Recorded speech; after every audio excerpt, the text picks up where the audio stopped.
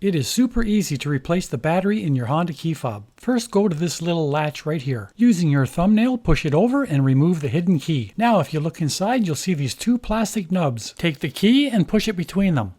Now just give the key a twist and use your hands to pop the two pieces apart. And there's the battery right there, and it's a CR2032. If you're looking for a battery, I'll have it linked below on Amazon. And then this square right here, just put your thumb over it and use your fingernail to pop the battery out.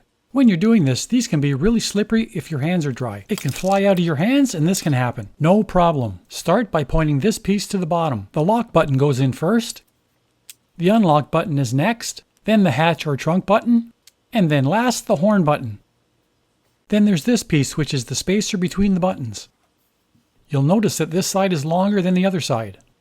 Just make sure the longer side is facing down and the curved side is facing towards the shell.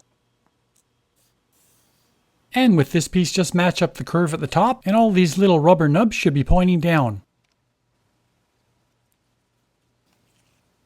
Now get your new battery and make sure the positive is pointing towards the top. Place your thumb on that square again, and the new battery will slip right in. And when you go to put it back in the shell, you'll notice that the top is curved and the bottom is straight. Just match it up with the shape of the cover. Put the other half of the shell on and snap it together. And that's it, you're done. Well, I hope you enjoyed this video. If you did, like, subscribe, and hit the dinger to get notifications, and we'll see you next time.